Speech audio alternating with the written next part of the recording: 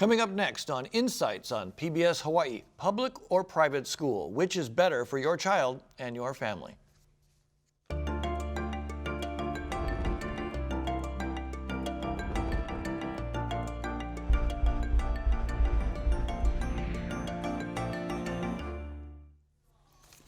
Aloha and welcome to Insights. I'm Daryl Huff with Hawaii News Now for Insights on PBS Hawaii.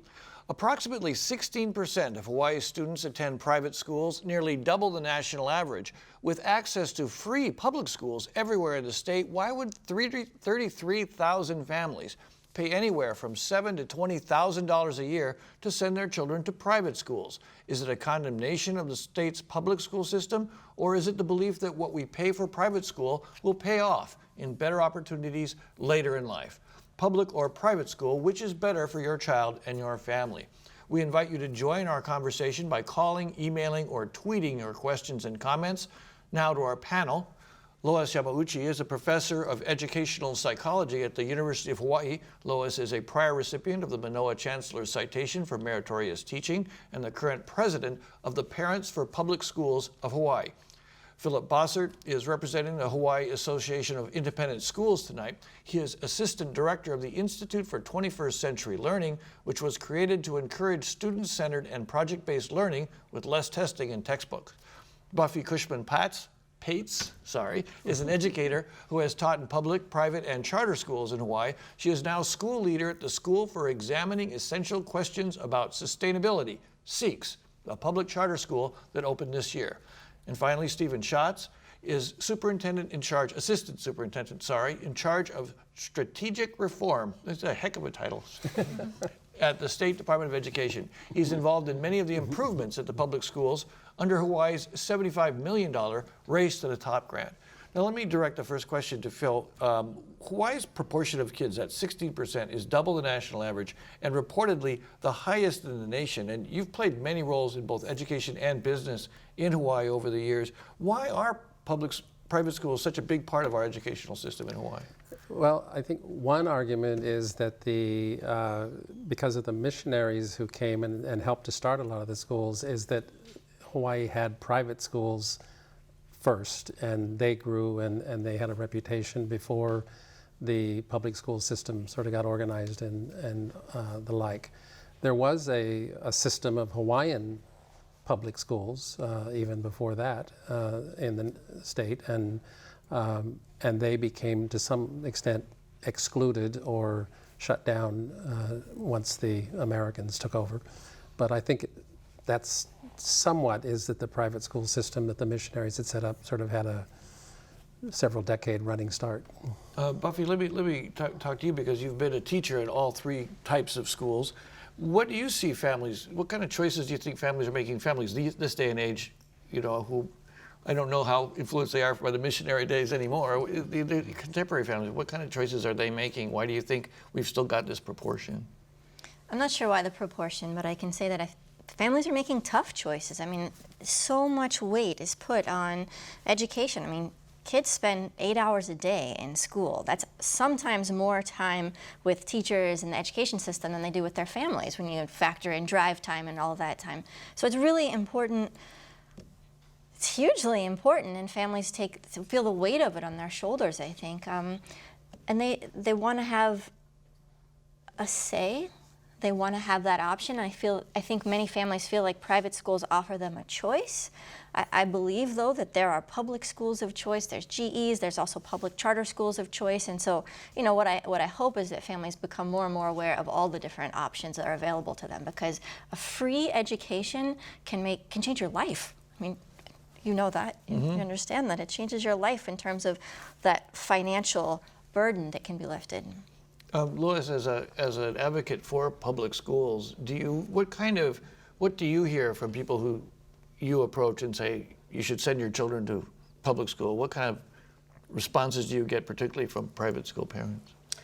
Well, I guess I think if you've bought into going to private school, then I think in some ways people have to rationalize that the money is worth it. So I think that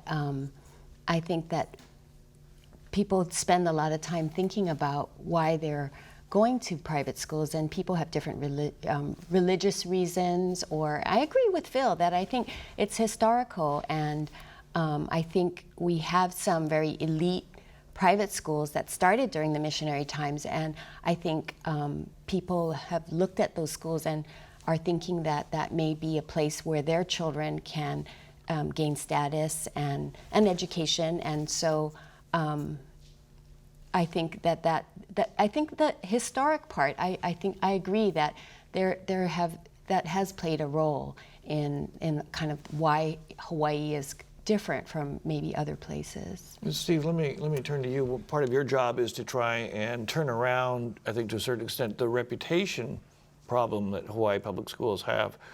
Do you think that has anything to do with this? I do. I think reputations generally linger beyond their accuracy. I think there are a lot of great things going on in our public schools, and like Buffy and the rest of the panel members said, I think it's an important decision that parents have to make. What we hope is that parents will at least look at their local public school, learn about what's going on in those schools, and find out what are the programs that are there, how that will fit the needs of their individual children. I think there's a lot of upward trajectory with our schools. More kids are going to college, less kids need remediation, more kids are taking advanced placement courses, and that's across the board, whether you're in Waianae or Kalani or in Ka'u. So the system's getting better, but it's taking a while for us to get to the point where people really understand and believe it.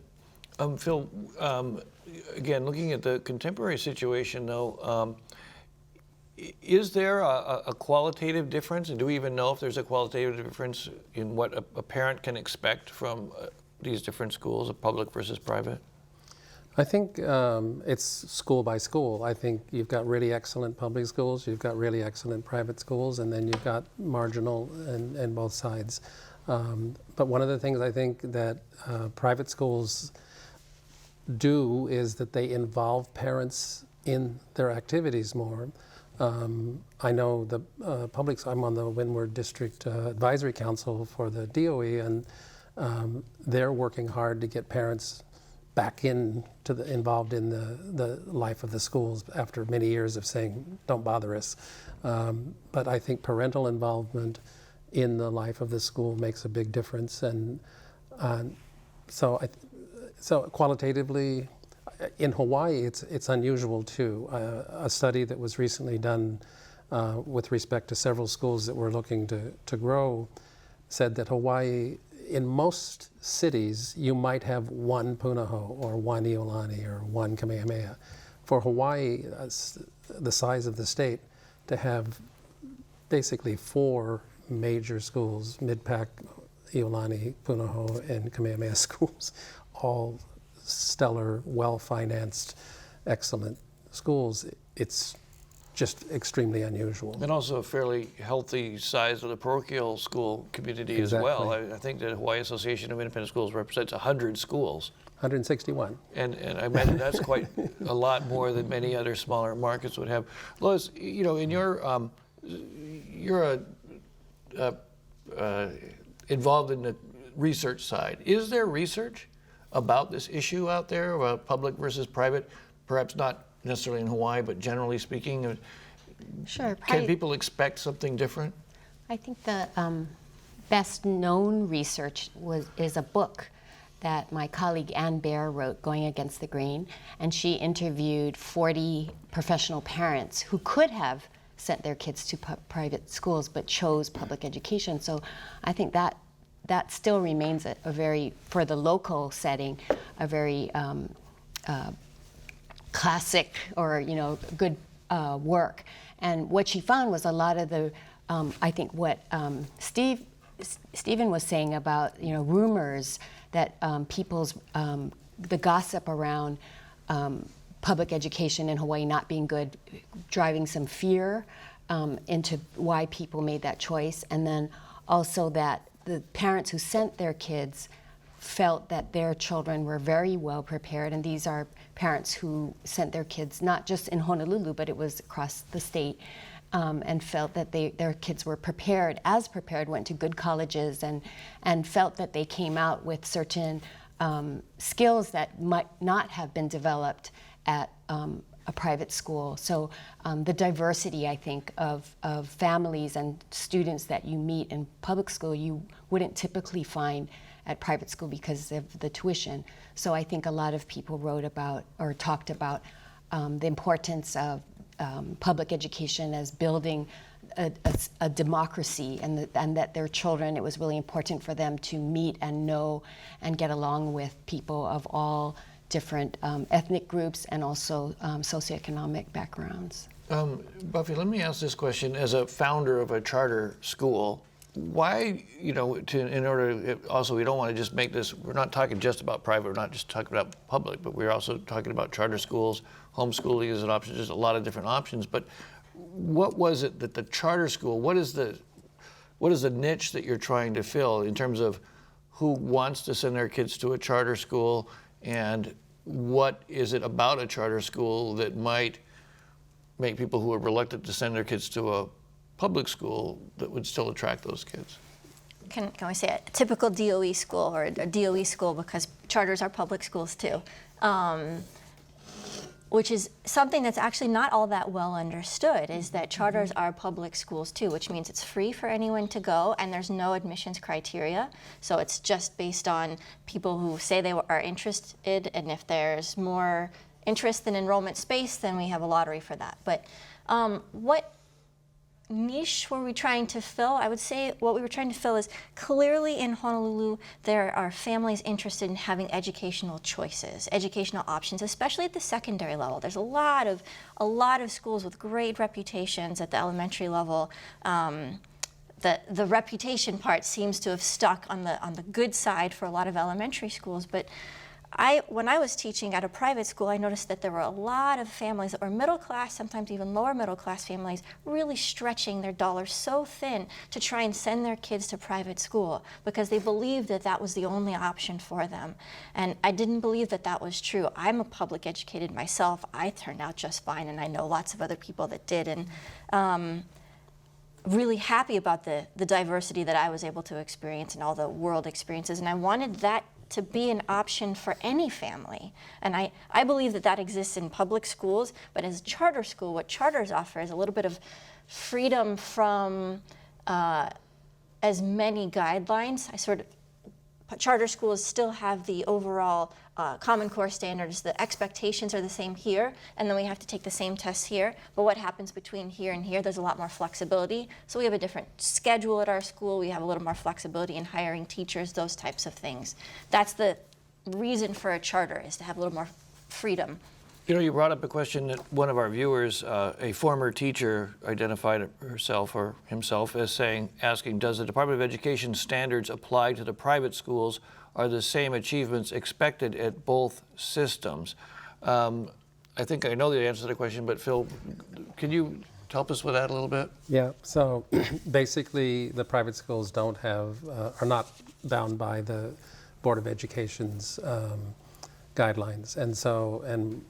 And although I think a lot of our schools look at Common Core for interesting components, most of the curriculum developed at an independent school is entirely a matter of the independent school. So as Buffy said, both the start and the in-between and the end is all up to the individual independent school. I would just add that one of the things that the DOE did over the past couple years is we are now administering the ACT, which is a college preparatory exam, to all of the students actually in 8th through 11th grade, and we're paying for it for all of our kids. And so what we like about that is, I think parents know what the ACT is. It's an indication of college readiness. And it's something that you actually can compare our results to any school in the state and really anyone in the nation. But we had to set that bar high and say, our expectation from 8th grade is that you're on a trajectory to be ready for college or career. And we want to start measuring that. We want to start having higher expectations from our kids and our parents and our schools from the very beginning. And so that was one step in this direction of saying, we need to raise our standards for ourselves and for our kids. Let me ask this of Lois.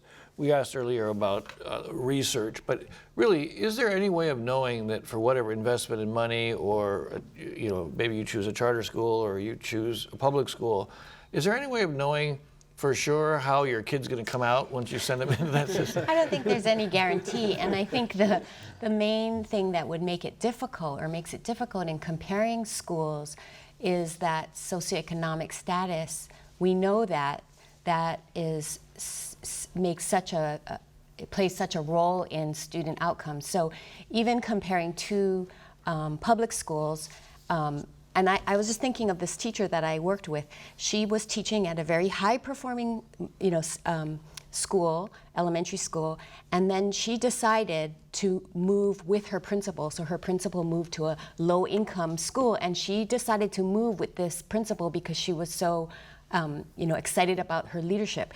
And then she told me, don't tell me that I'm a worse teacher this year than I was last year, because she said, in some ways, I'm even working harder because these kids need it.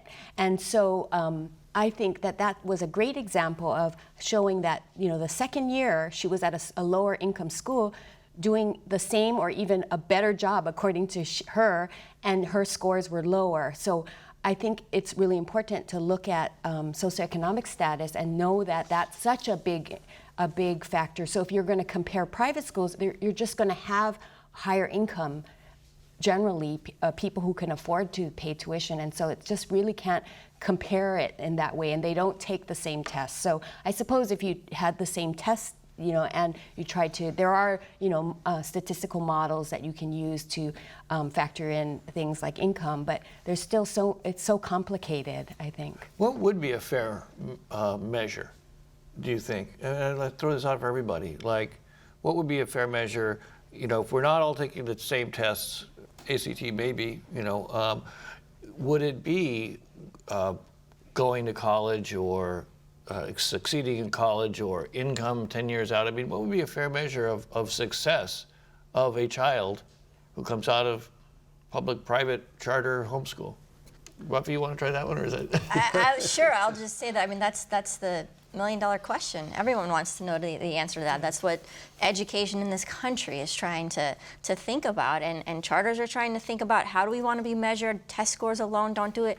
College alone doesn't do it, because not everybody's on a path to college. Not everybody wants to do college, and that's okay too. So there's all these different ways of measuring, and no single one is it. I would just add that, from my perspective, what we can do as educators is maximize every kid's potential.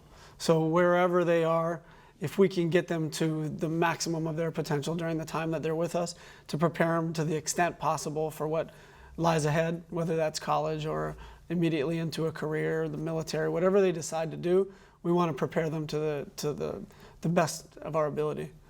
I think another thing too, following up on something that Lois said, is I think money makes a big difference in it, but I also think it's the attitude towards education. Hawaii has a large Japanese population, and they've been traditionally very pro-education, and as the Chinese and the Koreans and the like are. And I think one of the things that happens if a parent has a bad educational experience themselves, then they don't care about education, and they want to send their kids to school for the babysitting service, and they don't support them at home. And when I went to graduate school in St. Louis, we tried to help low-income families, and it wasn't so much that they didn't have the money, is that they hated school, and their kid had to go to school according to the law. So parents who love school, who had a good experience, those kids are going to be supported at home. So whether they go to a public school, a charter school, or a private school, they're going to do better because their parents are supporting them and asking it. But if your parents hate school, and they just stay until you're 16 and then get out, then basically the teacher has a really tough job of trying to turn that attitude around in the child. But I think it's our responsibility to do that. I mean, I think that often we might misjudge people, and I've met parents who appear to not to hate school. Well, maybe they had a bad experience, so I agree that that happens, but I think that often they are afraid, or they had such a bad experience that they don't feel like they fit. And so I think as educators and as school community members, we need to invite those parents in. We need to figure out ways that it does fit for them, and we need to find ways that they can help their child. So maybe they're working 3 jobs, so there's no way they could come to school, but there might be a way that you could send something home, and with some explanation or translation in many cases, so that parents can participate. Because I think the research suggests that, most parents, it's a minority who don't want their kids to do well. So most parents want their kids to do well, and I think we do know what we think of as good education. I agree with the other panelists that it can be a variety of things, because we don't want the same thing for all children, but I think we want everyone to be literate. We want them to be able to read and write. We want them to be critical thinkers, and we want them to have good social skills and be able to work with others. I'm looking at the questions staring to back up here. Happy. Happy. Well, yeah, absolutely. That's right. That's right. Yeah, Following and their passion. I think ultimately that would be my vote. Right, what you is want it- for your own children. And- I guess and that's are what you- it Happy is, and yeah. healthy. And loving Yeah. learning would be Yeah. a great Yep. standard, And right? contributing to the community. I'm getting a lot of questions Okay. now, and many of them are focused on problems in the public schools. So let's go through these, because I want to respect the audience, and this is what they want to talk about. Disciplinary problems like bullying and gang activity are less for private schools. Schools can expel troublemakers. Academic expectations seem higher. More private school students are planning on post-secondary education, and parents are better engaged. Let's start the first of those. Is safety. Parents want their children first and foremost to be safe. And I'm sorry, I was going to call you by your brother's name, Stephen. Do you feel like the public schools are doing enough to convince folks that it is a safe environment? Is it indeed a safe environment at all the schools? Can people be confident if they send their child to school that these bad things aren't going to happen? Well, I mean, let's be clear. The bad things do happen. They happen on public school campuses. They happen on lots of different campuses. We do whatever we can to keep our kids safe, and that's our number one priority. And actually, our disciplinary data shows that our serious incidents are actually declining over the years. So things are getting better and safer in our schools, and I think we can be confident sending our kids to school, knowing that they're going to be safe. Phil, let me ask you, the people that come to the independent schools, is that a very common message you hear? One of the reasons I chose a private school is I feel it's a safer environment. I think that's true. I mean, a lot of the intermediate and high school students, their parents would say, well, the elementary schools were great, but it just got out of hand. And it's also, I think, size is an issue. I think there are among the 160 private schools, some schools only have like 50 or 100 students, and so that can be a very nurturing small environment, but I'm sure the Department of Education simply can't afford to run a school with 100 students, and so That's correct. Lois, again, advocating, you must get this question a lot. Sure. I think our schools are very safe, we educate so many more children, so of course there's going to be more incidents with more people. And I also think that the private schools don't tell you.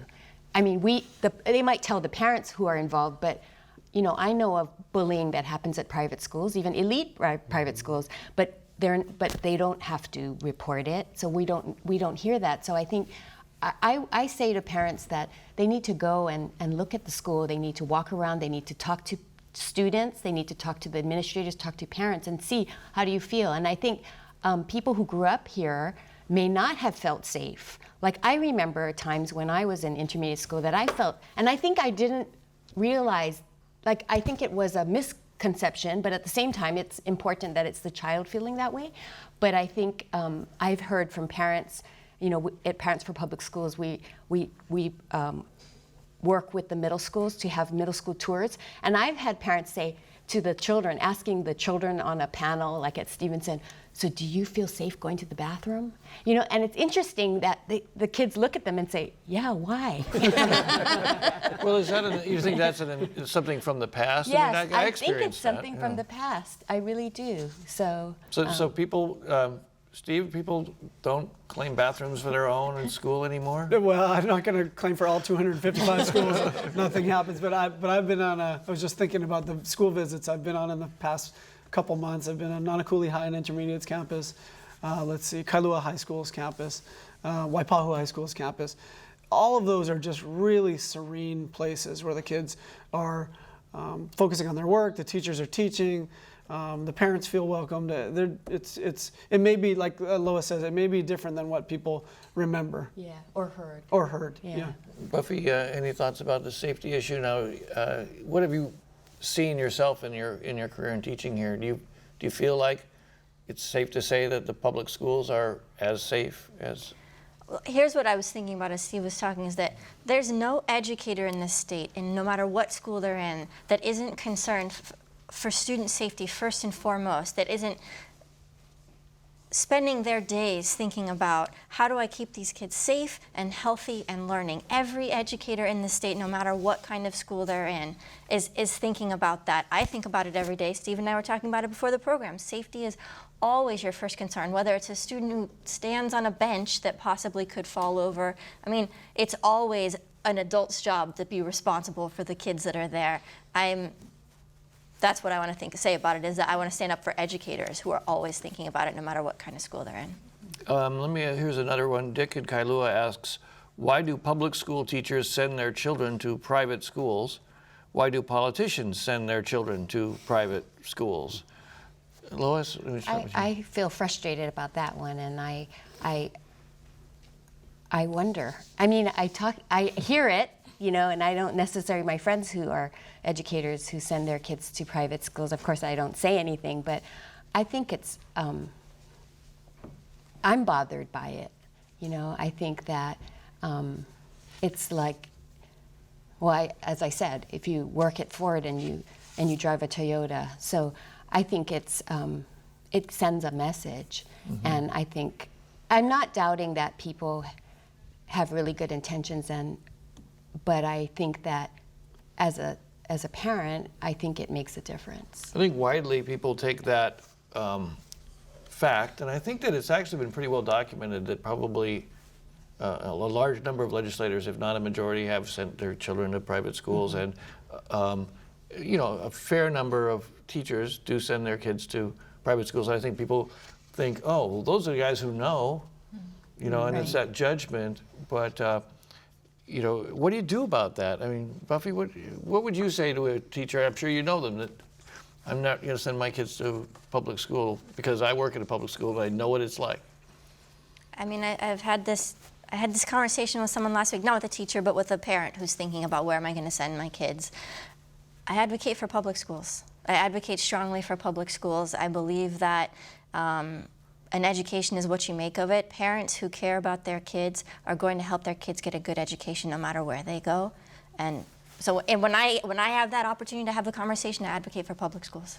Here's another interesting question, going back a little bit to the bullying and safety issue. And a perception here, it's the greater socioeconomic diversity that creates an environment where people, if they don't feel unsafe, they may feel unwelcome. There might be more cliquishness or more groups dividing up a campus. You know, do you still see that in public school? Well, I guess we probably also see it in private schools. Is that a fair? Do you think that we are burdened a little bit by that issue in Hawaii, where there's still, we talked historically about the missionaries, is there still an ethnic divide going on? Well, that's not been my experience in the public schools. I think kids get along really, really well. I think about, Lois mentioned Stevenson, and I know Stevenson in particular is a really diverse community where the kids are getting along really well from various socioeconomic levels and various ethnic groups. And I think that's pretty much an example of the way most of our schools are. Kids getting along with one another. You know, kids aren't the ones that create these divisive groups within our society. They sort of follow the examples that may exist elsewhere. But I think our kids are naturally, you know, I have 6-year-old kids myself, and they don't really think in those terms. And their friends are all kinds of folks. Phil, you know, it's parents who are ultimately making these decisions for their children. And do you think, kind of along the lines of what Steve is saying, that parents seek an environment where their kids are going to be with kids from other parents like them? Do you think that that's a little bit of a factor of this continuing selection of private schools? I think that plays a big role. Again, going back to the historical situation, I think a lot of the private schools have legacy children. I mean, I grew up in Kansas City, so I didn't go to school here, but I think if a parent says, well, I went to Punahou or Iolani, and so I want my kids to go there. And so you just, that whole legacy situation and across the board. And so, so that sort of creates, you know, perhaps 50, 60, 70% of most of our private schools are legacy families that go all the way back to the missionary days. And then I think also, I mean, there are parents who just think, well, I want my kid to get into that social strata. And I noticed that, you know, most of the parents from Kamehameha and Iolani and Punahou seem to be lawyers and doctors and Indian chiefs, and so I want my kid to be one too, and so I'm going to put them in that group and hope that they marry somebody. And Interesting. I think that I'm not sure if I quite understood the question, but you said something about a burden, and I don't see it as a burden. I mean, I think it's an opportunity. I mean, when else could you go to, when else might you meet people that are so different from you? So I think public education is one of those few places left in our society where children from very different places can meet. And I think that it's up to the educators in the schools that I think there is some segregation, but I agree with Steve, it's not the kids' fault, but it's the way maybe we structure the curriculum so that we have certain tracks for English language learners, and they don't get to meet other kids. And so I think the more we can figure out ways that we can meet the needs of these different groups, but at the same time allow them to mix with each other, I think we will people will have friends with people who are very different. I'm going to quickly remind our audience that tonight we're asking public or private school, which is better for your child and your family. We invite you to join our conversation by calling, emailing, or tweeting your questions and comments. Call 973-1000 on Oahu and 800-283-4847 from the neighbor islands. Now, Buffy, this issue of diversity makes me think again of the charter schools, which are clearly an effort to add diversity to the public school quiver, you know. But one of the things that's interesting to me is that many of them are specifically very oriented, say, to Hawaiian cultural values. And I remember being struck one time, and I hope I don't get in trouble for saying this, but I always get in trouble for saying something. I remember seeing one charter school go by, and so many of the kids were of a single ethnic group. I'm not talking about a Hawaiian ethnic group. It was mostly Caucasian kids. Like 80% of the kids were Caucasian. It struck me. I don't think I've ever seen a public school like that. And so I'm wondering, is there anything going on in the charter school movement that offers specific ethnic opportunities to be with people like you? Not formally, no. Not formally, I know, no, but I'm just sort of... So there are Hawaiian-focused charter schools, but they are not exclusive. They do not say you have to be anything to get in. It's still, if you're interested, you can go. I think that charter schools are a really great representative of the diversity of schooling options, because no charter school is like any other charter school. I mean, that's the concept of charter schools, is that each is its own sort of microcosm of possibility. It's, you can think of them as little pilot projects where they can try out different ideas. Yes, there are a number that do have a Hawaiian focus, but they wouldn't necessarily say they're all identical to each other. They've all got their own thing going, trying to serve their own community. And I just want to add on to what Lois was saying, and Steve too, about diversity, the diversity that's available in public schools. One of SEEK's values, stated values, is diversity, among us enriches all of us. And that's socioeconomic diversity, cultural diversity, learning approaches diversity, physical needs diversity, all of those different things.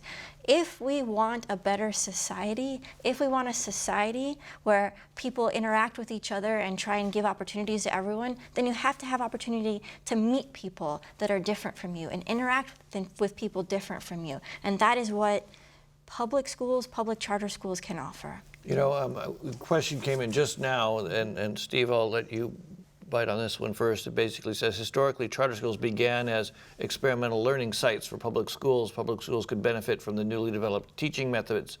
But there seems to be, and I think what this person is suggesting is that the charter schools are sort of very independent from the DOE, you know, in terms of connecting those dots, you know, are you folks using the charter schools to help you develop curriculum, to help you develop new ways of teaching? Because what we're hearing is that there's a lot of stuff coming down to the schools telling them you have to do it this way.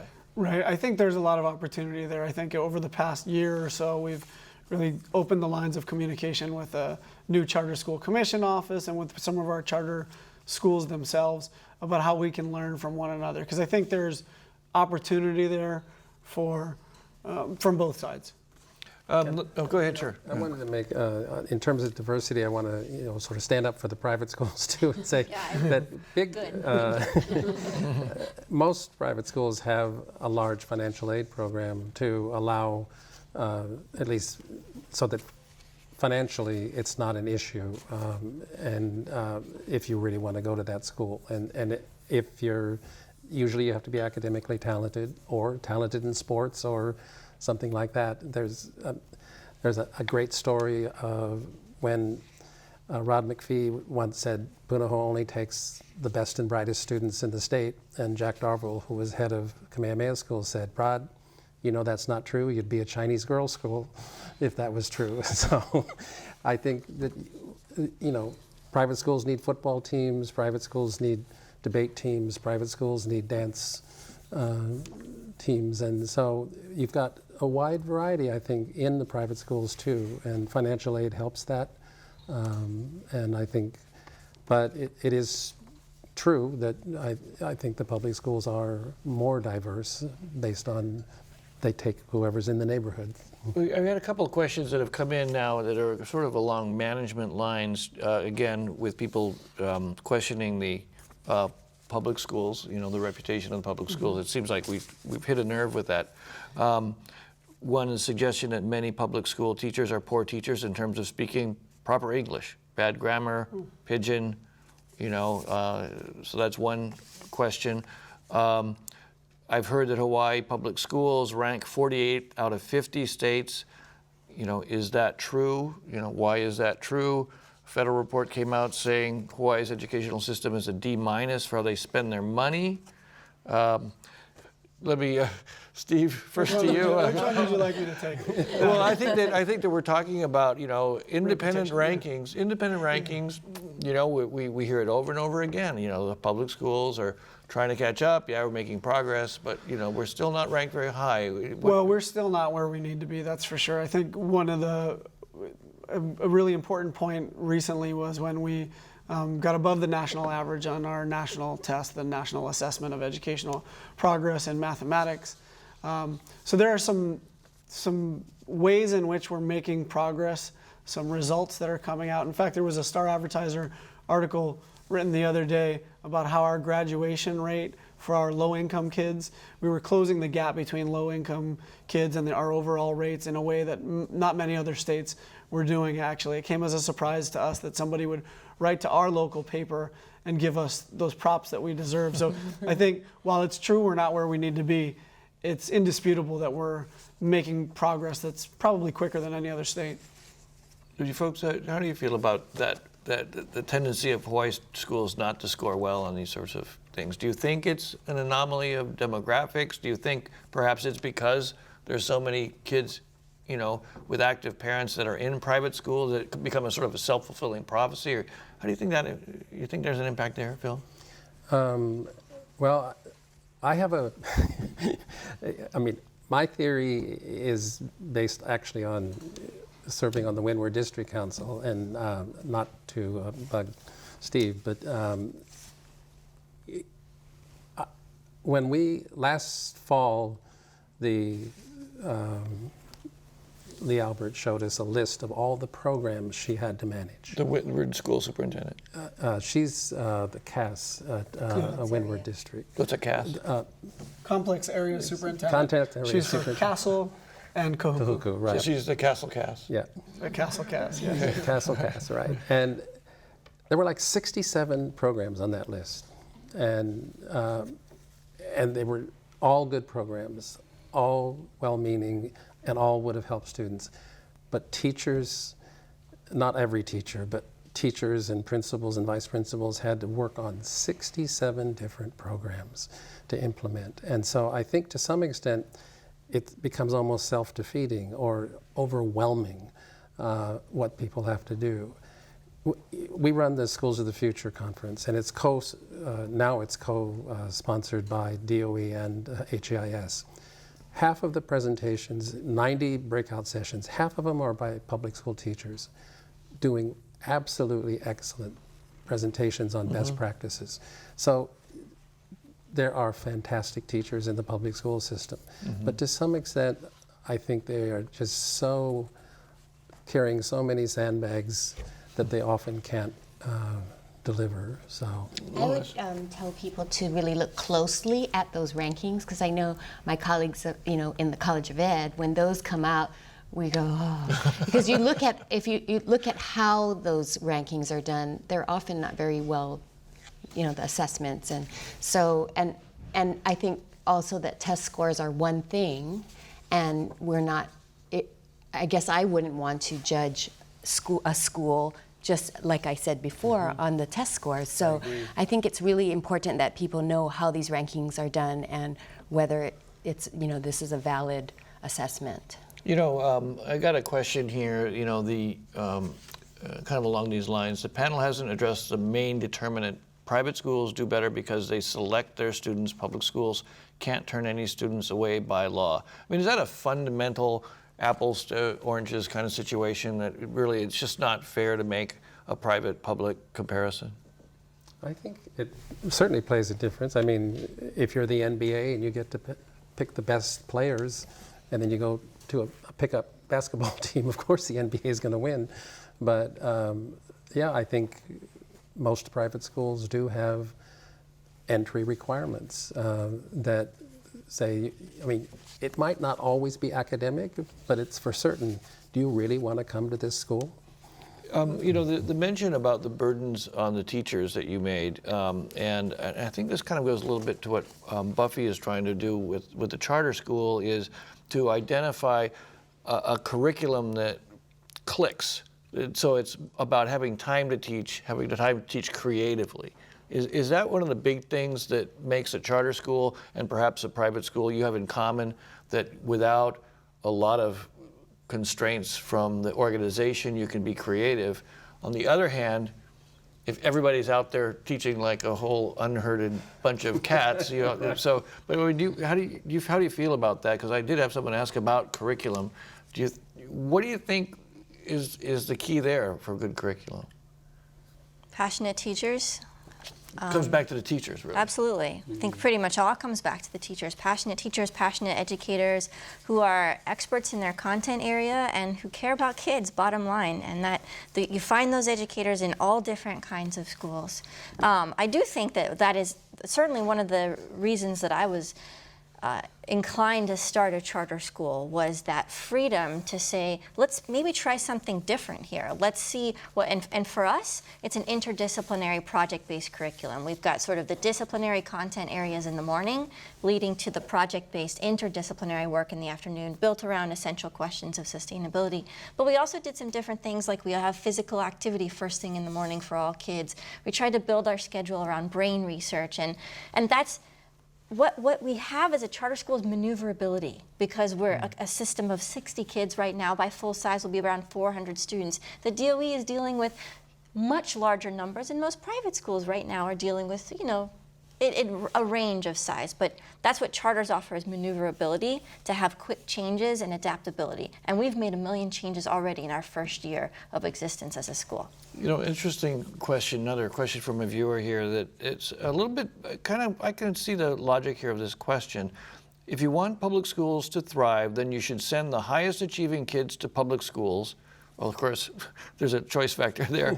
And also send the best teachers and the most resources to help the lowest performing schools. It's absurd to reward high performing schools with additional resources. The low performance need the resources, not the high performance. And Lois and I both went to Kalani High School, and you know, we were talking about how that's a school all the teachers want to go work at. You get very experienced teachers, while out in the more rural districts, you have a hard time getting teachers even to work there. Right. And you know, I think this person is asking, you know, why don't you saturate the resources there? Well, so it's actually one of the things that we've done over the past couple of years. We had 2 what we call zones of school innovation. One was Nanakuli, Waianae, on this island, and the other was Ka'u, Keau, Pahoa on the Big Island.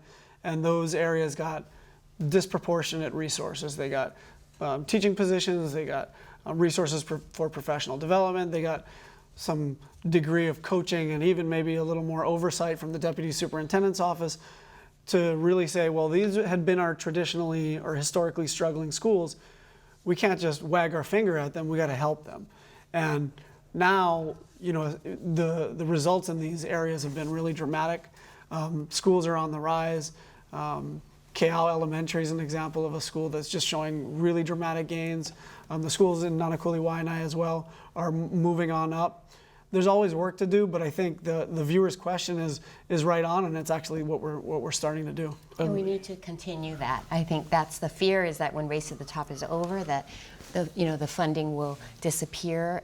But I agree that that's a problem that we really need to address. And you know, I think there are some great advantages to having a statewide school district, in that if you compare it to anywhere on the continent where the property taxes are paying for the schools, you know, it's more equitable in theory. That Hawaii's more equitable in that the state tax dollars are going to our schools.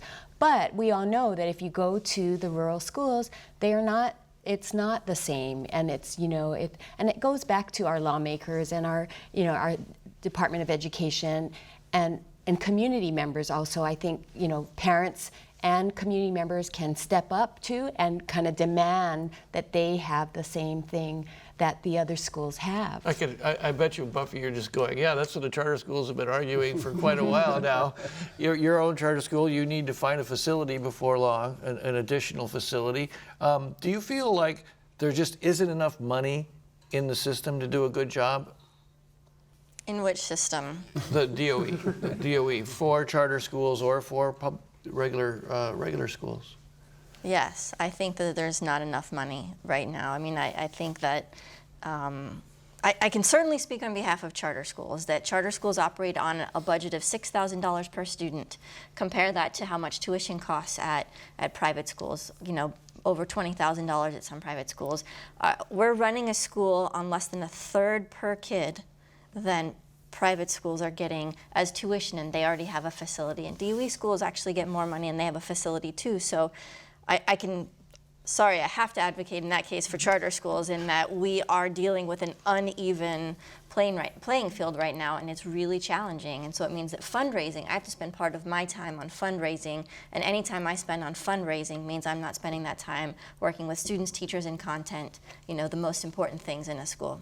Let me, this question to Phil, and we've got about 10 minutes or so left, and one of the things that I wanted to get to, now that the point of money has come up, you know, I think that when you start talking about private schools pushing up tuition to above $20,000 in some cases, many are much less expensive than that. What is the average cost of private school in this? Any sense of that? I think it's around 11 to 12,000. Okay, so double about what Buffy just described that she's doing. You know, I know they have to pay for the capital costs and so on, but you know, when you start talking about it, let's say you've got 2 kids spending $30,000, $40,000 a year on high school, let's talk about do you folks really feel that families that have to sacrifice to come up with that much money.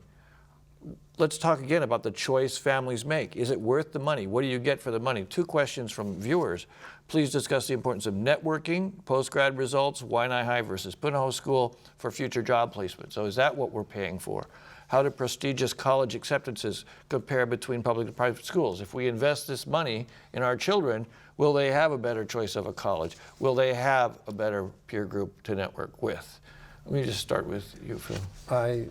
I would argue yes. Again, in part, it's the historical legacy, the people who have become the legislator. Although, I mean, it used to be Roosevelt and McKinley that provided as our legislators and our lawyers and doctors, but over the years, I think it's become the private schools. And I think the private schools, as I said earlier, have large financial aid budgets, so not every parent pays $20,000, even if that's the tuition. But I do think if, you know, my first week in Hawaii, I met a lawyer named Gerald Samita at a party, and I asked him, oh, where did you go to school? He said, Punahou. And I said, you went to, that's all, you're a lawyer? And he said, no, I went to Yale and Harvard. But, but in Hawaii, it's where you went to school. So if you want to work in a local law firm or something like that, I think it does make a difference. I mean, you're going to be with the crowd and meet people that are likely to be able to help you in the future. Lois, what do you think when you hear that? Well, I mean, I guess it's not, I don't think of the networking that way, and I go back to being able to, that I value the friendships and what I've learned from working class people, for example. So, you know, I grew up with in a single parent home. My father raised us, and you know, my best friend, her parents didn't go to college. I don't know that she really planned to go to college, and I didn't really think about it then, but now growing up, I realize that I was really lucky. So I learned a lot about people who are different from me, and I think that really shaped who I am and the way I view the world. So I don't think you would get that as often at Punahou, but so I guess it depends on what people are saying. I'm very confident that, you know, public school children can go to great colleges. I know, you know, many people who go on to same, you know, level of colleges, and then you have money to spare. So like our family travels a lot, and the education is beyond just what's on campus. Buffy, you made a point very early in our conversation about the value of free education and how it does allow a family to be more like a family. One that made me think about families that certainly have 2 jobs in a family just in order to pay for the private school tuition. And do you think that that's worth the trade-off for a family? I think it's a really tough decision that every family is making for themselves. And I think that, you know, nobody can make that decision for anyone except for the people involved in it. But I think that there ought to be, and there are good options, and people have to really consider those options. And they consider those options by getting in the schools, by going and asking questions, and not going based on reputation, but by actually getting in. There's great teachers everywhere. There's bad teachers in places. There's great leadership. There's bad leadership. And that happens in public, private, charter. Get in there, ask the questions of the people so that you can make an informed decision and not just based on reputation. Yeah, I agree with what Buffy just said, and I think sometimes people make the mistake of assuming that because you send your kid to a private school, that it's causal that they went to an elite college. If you look back, if you back it up a little bit, that kid with that intelligence and with that drive and with those parents and with that support system would have probably done exactly the same thing in the public schools. Mm-hmm. Let me ask one more question. $20,000 sort of less per sum year. up. This is a political question, and it's been reflected several times in the questions that we have from viewers, and that is, do we have sort of a public imperative to get more kids from families that are now sending their kids to private school into public school? Is that something that's important to the continued growth and success of the public school system? Well, I think this is a little bit like what Lois's point was earlier, that when we have a good educational system, we're not just educating kids for their own careers, we're creating an educated populace. And that's important for a democratic society. So when you really back up, far enough, there's a greater societal good that can be served. Let me ask Phil, do you think that we have too many kids in Hawaii going to private schools? That it's actually not good for our educational system? No, I don't, because I think every parent makes the decision that they think is best for their child. Although I do agree with what Steve just said, that I think a child who comes from a financially well-to-do family that believes in education will likely do just as well in a public school as a charter school, a parochial school, or a private school. So perhaps the message that we come off here is that for every family, it's love your kids, support your kids in school, have high aspirations for your kids.